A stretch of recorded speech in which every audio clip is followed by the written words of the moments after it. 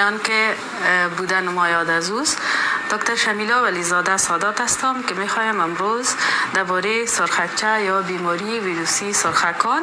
معلومات بدم. خود بیماری ویروسی سرخکان یا سرخکچه یک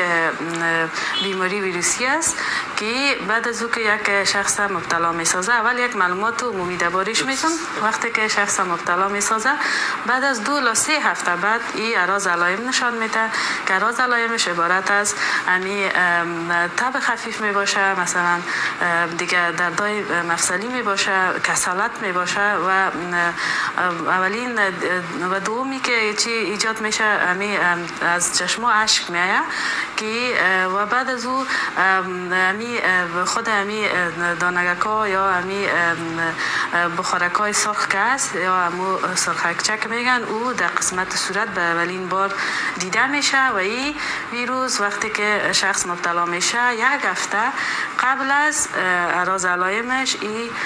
میتونه که سرایت کنه از یک شخص به شخص دیگه و از 1 هفته بعد از این که از اعراض علائمش خوب میشه بازم میتونه که از یک شخص به یک شخص دیگه، از این شخصی که مبتلا شده به شخص سالم سرایت کنه. و مهمی است که در وقت شما گفتین که در وقت بارداری به خانم‌های حامله یا باردار بسیار مهم است، چرا که بسیار تاثیر خراب بالای جنین یا طفل از اینا داره و اگر سرخکان یا سرخکچه یا مرض ویروسی اگر در شروع حاملگی یک خانم حامله مبتلا شود، این بسیار خطرناک است که باعث میشه که سقط کنه، در 3 ماه اول سقط کنه و یا ولادت قبل از وقت باشه و یا ای که این ویروس انتقال پیدا کنه به جنین که میگن سرخکان مادرزادی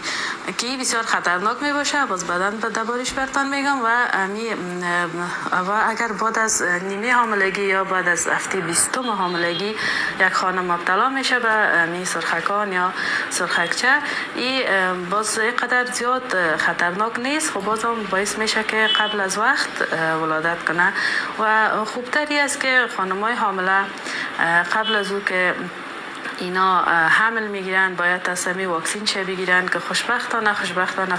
فعلا در افغانستان واکسیناش آمده که به نام MMR یعنی میزلس است که میشه ما از او واکسینا استفاده کنیم و 6 ماه قبل از حاملگی از واکسینا میشه که یک خانم بگیره و یا 48 روز قبل از اینکه میخواد که حامله شوه میشه که از واکسینا بگیره.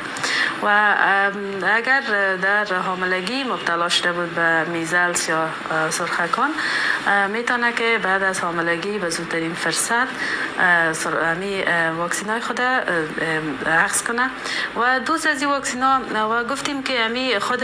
سرخکان مادرزادی چی است وقتی که خطرناکترین یعنی خطر بسیار زیاد که داره حالتش است که وقتی که جنین به ویروس در داخل بطن مبتلا میشه که باعث ناشنوایی و کوری و مشکلات قلبی، مشکلات عصبی پیش جنین میتونه به دنیا بیای مشکل داشته باشه و دیگه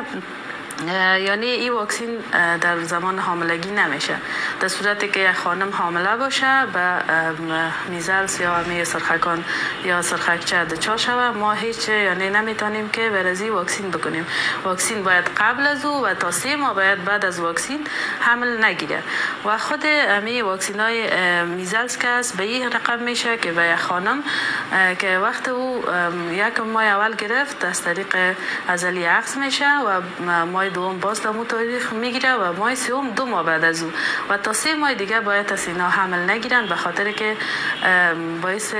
جنیزیا یا سوی شکلا پیش جنین یا پیش طفل پیدا میشه و بعد از ولادت هم میتونن که به زودترین فرصت واکسین خودانه بگیرن. نه خیر، متاسفانه که اعراض علائم سرخکان یا سرخکچه یعنی بسیار به امراض دیگه یعنی یک رقم است. یعنی بسیار تشخیص مشکل است که آدم بفهمه که سرخکان است یا سرخکچه است. به این خاطر می دچار مشکلات همگی است و بخصوص که فعلا مردم آگاهی ندارن که ما واکسینش آمده. اونا فکر میکنن که دمو طفولیت اگر مو واکسین گرفتی اگر نگرفتی دیگه خلاص شد،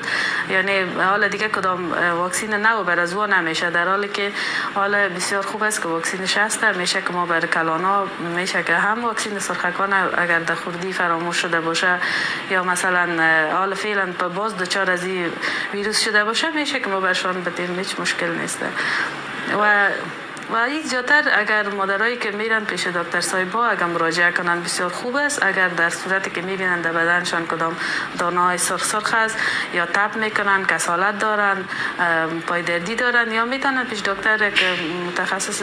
مراجعه کنن و اونا برشان حتما معاینات میته. معایناتش که به نام تورچ است. وقتی که معاینات اجرا میشه دیده میشه که مریض مبتلا به ویروس است. خب این دیگه اگر به